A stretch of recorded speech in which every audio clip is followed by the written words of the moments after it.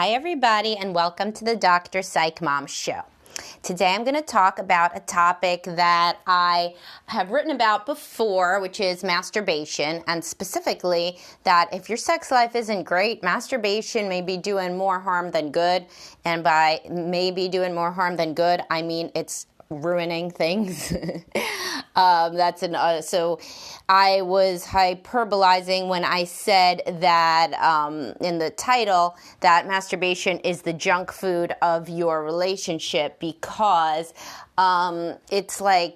it's not even food. It's just like, it's bad. It's not even junk food. Like, it doesn't do anything for your relationship. It's really kind of the junk food of just like you chilling and like relaxing yourself, which you don't really need to put in the realm of sex. So I will expand on all of this, but first, please subscribe. If you have not yet subscribed, it's like, I think it's $4 or $5.99 a month. For unlimited access to all of my podcasts. So that's like probably like less than a tenth of what you pay for one session with me. So it's pretty good deal to get all of this content and to be able to request a topic that you want whenever you want it. So if we're going to talk about masturbation now, let me tell you the two types of ways that I most commonly see masturbation hurting relationships. So first of all, if your relationship is awesome and you're like screwing like rabbits like all the time, you can't get enough of each other, then you're obviously not listening to this podcast. So go listen to another podcast because you are newly in love. You met this person like probably 1 day to 18 months ago, but closer to the 1 day. And you don't need this podcast, but you probably do need it to know what it's going to be like later on. So actually do keep listening. But if your sex life is anything less than perfectly stellar, awesome, super good, both of you are so excited all the time about it, then why are you masturbating? So you have a finite amount of energy. So here's how it comes in men is they jerk off to porn and then they lose their really drive and interest in and motivation in making it work with the woman because why? They might as well just jack off. It's easier. I'll expand on that. And with women, the issue is that they just get addicted to the vibrator because a vibrator it's like a sex robot. It can do what men can't do. So sometimes they do this cute little way of like involving the man. Like they use the vibrator, but like he's allowed to be there. Maybe he's even having sex with her, right? But he's not doing shit. You know he's not. Like, could you imagine women that do this? Could you imagine if your husband bought one of those devices designed to simulate a vagina? I forget what these things are called. Like a pleasure pussy or something, right? And so he buys this thing and he's like, oh, this is going to be hot. You stroke my chest and tell me I'm handsome and I am going to screw this plastic thing that looks like a tube. You would be like, fuck you, no. You will probably leave the room if not the marriage. So how stupid then is it that women think that men should be very excited to involve the vibrator, right? It's so ridiculous. They're not actually doing anything. In fact, it's more patronizing than anything because the woman is saying, okay, you could fuck me, but like you don't actually matter. What matters is the vibrator. So there's zero chance of me having an orgasm from you. Note that I did not say from sex with you because many women cannot come from intercourse alone. But you basically do nothing. I'm involving you to be nice. And really the power comes from this thing in my drawer. So either of these two common issues, the man who is addicted to porn, it takes very little to get addicted, by the way. So unless you use porn like every, 3 weeks, you look at some porn. If you're in that situation, you still shouldn't be doing it if your sex life isn't great. But all right, But the problem is that most men are not in that situation. Most men, they can no longer masturbate without porn. They look at porn all the time, and they masturbate all the time, probably once a day, every other day. And so what does that do? When you look at porn, you're looking at extremely hot women doing anything that you want at all in the world. And it's so easy. Some of them are looking at you with the way the camera work is. It's like you feel like you're having sex with multiple hot women. So why then, A, would you want to go try to have sex with an actual woman, your wife, who is definitely, she's not going to be that hot, probably, because you've been married to her for a long bunch of years, and she's not doing every single thing you want exactly how you want it and saying everything how you want. So while older men usually don't have this issue unless they're addicted to porn, younger men, research shows, actually are choosing porn over sex. Like, people are having sex at decreased rates in the younger generation of young adult men because it's so hard to think about going out, finding a woman, talking to her, figuring out, how to get her in bed, how to, make her happy once she's in your bed, dealing with talking to her afterwards. They'd rather have porn. So to that generation, porn is really terrible.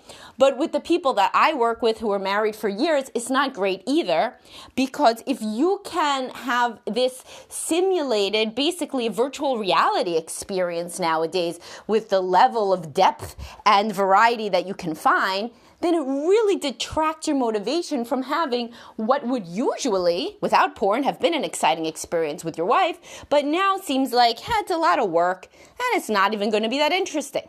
Right? So if you have an option of this like super interesting, exciting virtual experience, then many men pick that. Also, many men get so used to jerking off that the woman's vagina doesn't even do anything, because they masturbate in this very particular way. So then they're basically being like what a vibrator is for women for themselves.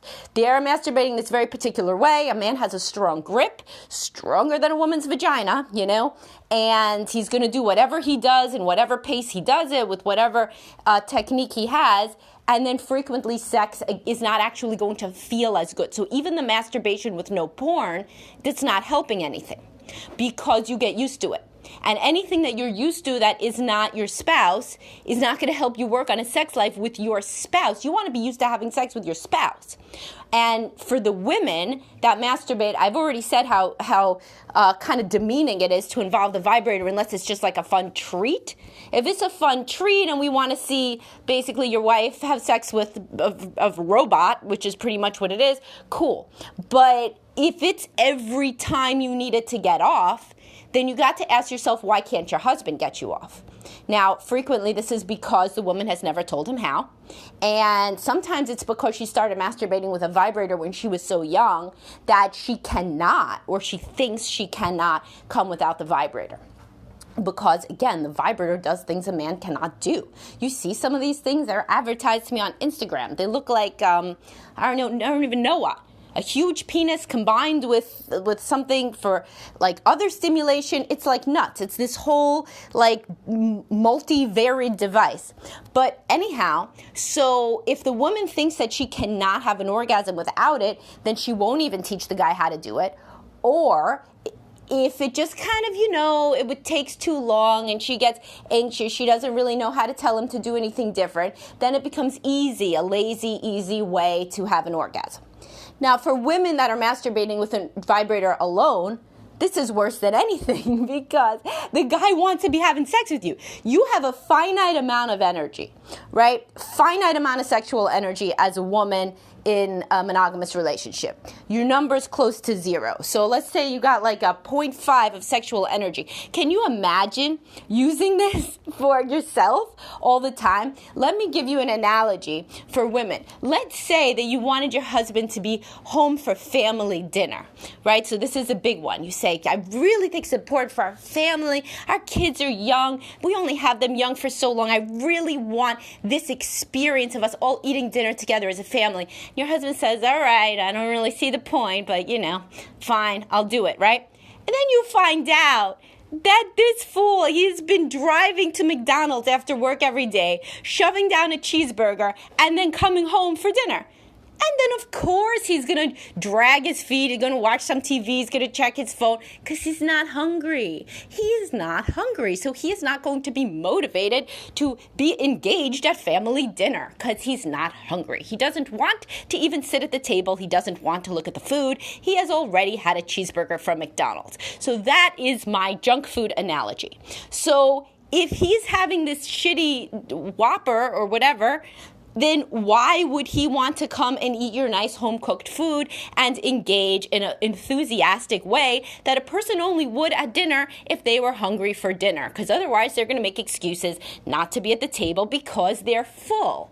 Now, the junk food analogy holds because he's probably going to be hungry later because he didn't really have a good meal. So similar to the porn. But what's he going to want? He's got addicted to the Whoppers. So he's going to want another junk or another Whopper, or he's going to get into the habit of always having the Whoppers. They're easier. He doesn't really have to engage. He doesn't have to talk to anybody at the table. And it's so easy to do. It would be even more of a good analogy if he was the one who then had to come home and make all of the food.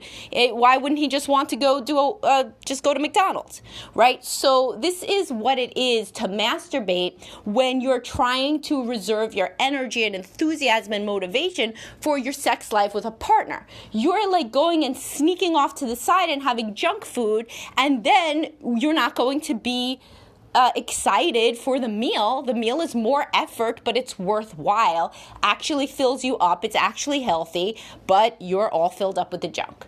So if you are somebody who is masturbating when you only have a finite amount of energy, which is everybody in monogamy only has a finite amount of energy. If you have kids, your energy is down by like 90% from what it was before kids.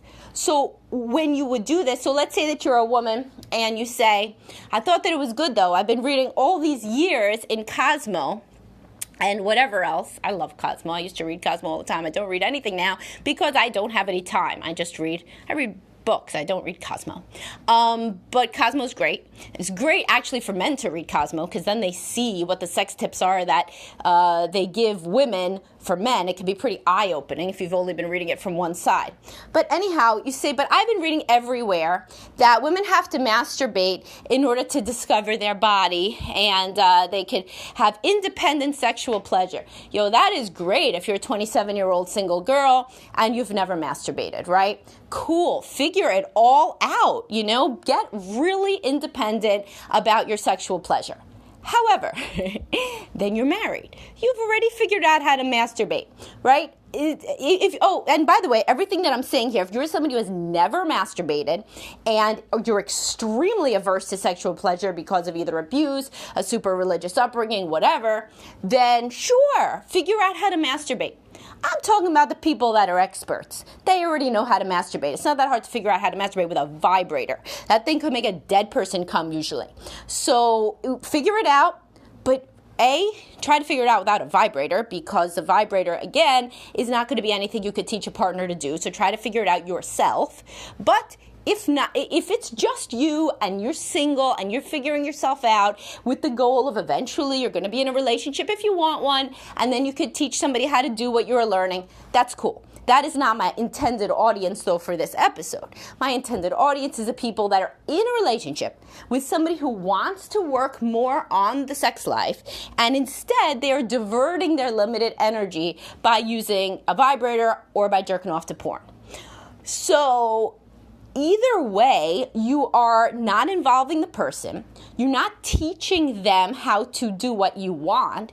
You're just kind of going off on your own and doing it yourself, which then takes away energy and enthusiasm from working together. So if you're a woman that feels like every time you masturbate, it's like, rah, independent woman, that's great, but you're not an independent woman. You're in a relationship. So within the relationship, if you are the kind of woman that could, masturbate while he's at work and then it makes you raring to go when he gets home, cool. Like, sell me some of what you're smoking too. But if you are the average woman, if you masturbate in the afternoon, you're not ready to go when he gets home. Like, no way. You've already had your orgasm for the day. You're done.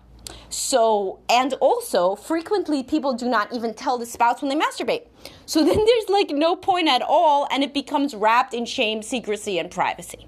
So if you are real excited, it's around ovulation time, you've been listening to my podcast, your marriage is closer and more connected, you would like to masturbate as a woman in the afternoon with your vibrator, which you already know what I think about, but you want to do that and you text your husband, you tell him, I masturbated this afternoon and I can't wait till you get home for round 2, and then you actually follow through, awesome. Then you are a rock star. You're a very high sex drive woman, and your husband should give you, whatever it is that you want all the time. But if you are the average woman, when you can't, relax or something, and he's not around, then you are going to masturbate with your vibrator. Then you feel more relaxed. Okay, well, great, but being relaxed is not the end all of the world. That isn't our main reason to be on the planet. But sure, you're more relaxed, and then you don't want sex because you already basically had sex with your robot husband, the vibrator. And if you are a man that can masturbate frequently, every day, and also be super into your wife and ready to go for round 2 whenever she wants it, fine, but more of you think you're in that category than really are because of male pride. What would really happen if you stop masturbating, men, is you would start to see that if she is really the only game in town, you ramp up your wooing, you ramp up your courtship, because if you're not letting yourself masturbate, then you got to be really awesome like you were when you were dating in order to get laid at all. And this can give you renewed vigor and excitement, to get her in bed, which women want to be pursued. This is like the number one thing I hear in my sessions is women want to be pursued. It's really hard to feel pursued by a guy that just jerked off. I mean, that guy, he's calm, he's chillaxed, but he is not really trying super hard to get you in bed unless he's 22 and he can, jerk off 5 times a day and be ready to go. But the men in their 40s that I work with, many of whom's testosterone is lowering more than they think, if they have, if they masturbate at night, they are not the same way in the morning of the next day or even the following day as they would be if they hadn't jerked off in a week. If you haven't jerked off in a week, you're going to be a lot more focused on your wife, pursuing her and her sexual pleasure. And if she stops with the vibrator, then maybe both of you can reserve sexual pleasure and orgasm for the relationship, just like the family dinner analogy. So if you are both very hungry and you don't let yourself snack on junk or eat a Whopper before you get home, you're both going to be really invested and interested in family dinner and making it a great time where everybody's eating because everybody's hungry. Okay, so what I want you to do if you're listening to this and you have the courage to do this is to try a week of no masturbating for either person and then see if you are more excited and motivated to A, be in bed together, or B, if you're a woman, to express what you actually want and teach your husband how to give you an orgasm. You also have to, it's going to be a little while where any orgasm your husband can give you manually, orally, or anything isn't going to feel as good and as easy as the vibrator. Well, no shit. I mean, you're probably not going to look as hot as whatever he was looking at on porn either. But people's brains acclimate. And within a couple of weeks, your husband giving you an orgasm, A, will always feel more intimate, obviously, than a vibrator, and B, your body will, go back to whatever baseline was, and same with the porn use, If you go off of porn, then you will also stop, seeing women as, just for sex. So if guys look at porn every day, it's kind of hard to see the Starbucks barista and not picture her naked, because you're always priming your brain with images of sex. If you stop doing that, some of that goes away, and some of that is addictive. And that, individually, if you're somebody listening to this, you know if you've had a tickle in the back of your brain that you could be addictive with porn, then you know what I'm talking about. But even the average guy, it's always better if you're in a relationship to train your brain on your wife being hot than to be looking at hot naked women. It's for real. This is the truth. If you guys want to look at porn together, then that can be fun, as long as usually the woman picks what you're looking at because, you don't want her to feel disillusioned and depressed. But in general, porn, if you watch it together as a fun, kinky thing, fine. If you are doing it in basically any sexual activity that's individual, is not good if the sex life isn't good. Because then what the hell are you doing? It's like if you asked your husband to play more chess with your son, and then you found this motherfucker playing chess on his phone in a different room and saying he's too tired to play chess, or he's playing chess with your son and he's like kind of bored. He's not in it. He's training himself on the people on the chess.com app that are much better than your son. So of course, you know, he's not going to want to play that much with your son. Your son's kind of shit. He's a child. But if your husband was focusing on that, he'd be a lot more into playing chess with your son. So that's my other analogy, if you didn't like my McDonald's one. All right, so I hope this was at least a different way, a reframe of thinking about masturbation within monogamy, and I will talk to everybody soon. Please do subscribe if you're enjoying my content.